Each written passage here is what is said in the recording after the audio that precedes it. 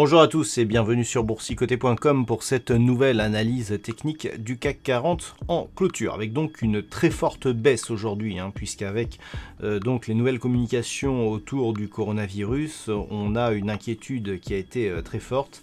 On est revenu donc chercher des points bas significatifs tels que je vous l'ai présenté ce matin. Je vous disais qu'on pouvait tester ici la zone qui existait ici entre 5780 et 5800 points. Et bien c'est juste dans cette zone que l'on vient clôturer, puisqu'à 5791,87, et bien le CAC 40 ce soir perd 3,94% par rapport à la clôture de vendredi. Alors la configuration technique, au final, elle ne change pas énormément.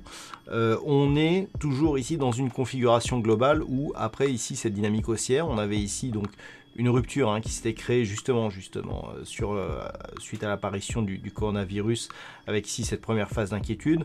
Il y avait eu un rebond technique, nouveau point haut significatif, et bim, on revient ici sur la zone de point bas.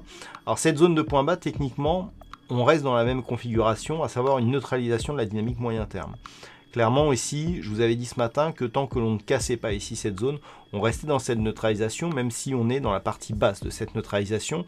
Et puis d'un point de vue global, je vous avais aussi indiqué le positionnement de cette oblique bleue, qui était donc une résistance sur la précédente phase moyen terme neutre, donc suite à la précédente dynamique haussière, et qui, après avoir été résistance, avait été franchie et puis agissait ici comme support.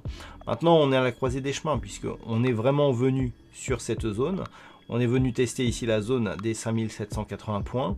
Si on poursuit ici, après cette clôture donc, et cette forte baisse, avec notamment ce gap assez puissant, eh bien, on aura un signal d'inversion de tendance et donc d'entrer dans une dynamique baissière moyen terme. Alors, du point de vue des indicateurs techniques, on matérialise bien ici cette zone de stress avec donc des indicateurs des histogrammes du MACD qui évoluent d'une manière fortement baissière. Le RSI, quant à lui, reste dans sa zone neutre, mais évolue lui aussi d'une manière fortement baissière. On n'est pas encore en zone d'exagération, et donc on voit que par rapport à la configuration actuelle, eh bien, on pourrait descendre beaucoup plus bas sans rentrer dans une configuration hors norme. On peut noter d'ailleurs que les volumes sont extrêmement forts sur cette séance, puisqu'on est à des volumes qui sont à plus de 7 milliards donc sur cette séance, qui est nettement au-dessus de la moyenne, et ce qui nous indique que ce gap ici et donc cette phase de baisse, eh bien, elle est réellement significative et elle peut impulser un mouvement de fond et donc un mouvement baissier relativement puissant. Donc, ce qu'il va falloir surveiller pour demain, eh bien, c'est tout simplement cette zone ici est 5780 points. Tant que l'on reste au-dessus de cette zone, tant que cette zone reste support, on est toujours dans une phase de neutralisation moyen terme. Par contre, sur rupture ici de cette zone, alors on peut élargir la phase pour noter ici les retracements de Fibonacci. Voilà, et en fait on voit que juste en dessous ici, 5780, on a un retracement de Fibonacci ici à 38,2%, qui se situe à 5752 points. Donc ça peut être l'objectif ici, mais sur rupture donc de ces niveaux, on passerait dans une dynamique nettement plus baissière, dont l'objectif serait d'un point de vue moyen terme, donc la zone 50-61,8, avec cette zone ici et 5537, qui est la zone majeure qui se trouve dans cet espace.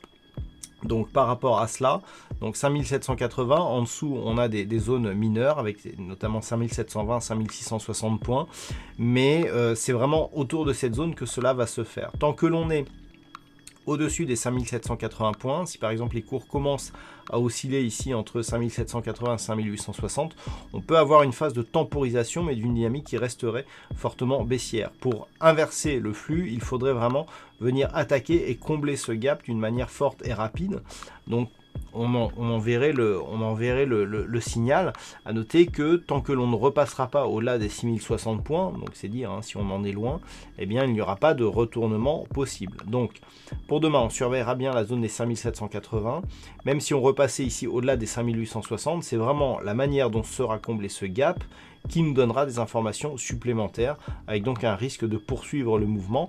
Bien surveiller les cotations US de ce soir, puisque nous avons donc de fortes baisses aussi sur les indices US et sur les indices de volatilité tels que le VIX et d'autres indices. On a énormément d'informations, les devises Forex ne sont pas énormément touchées, c'est vraiment au niveau des indices et de certaines matières premières comme l'or que l'on a des informations. Et effectivement, on pourra avoir un aperçu ce soir de ce que pourrait être la baisse pour demain, avec notamment aussi l'évolution des contrats futurs. Donc je rappelle, les niveaux à surveiller pour demain, 5780. En cas de rupture vraiment de ce niveau, un niveau qui a été testé aujourd'hui, on pourrait ouvrir de nouvelles perspectives baissières relativement fortes. Voilà donc ce que l'on peut dire sur cette analyse technique du CAC 40 pour ce soir.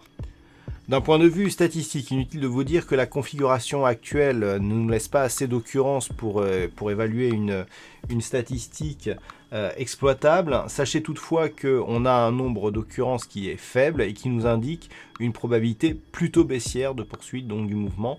Donc dans le sens du gap ici ouvert, le gap de plusieurs points ici qui a été ouvert, et donc les probabilités qui ne sont pas fiables certes, mais nous indiquent qu'une poursuite du mouvement à la baisse reste possible.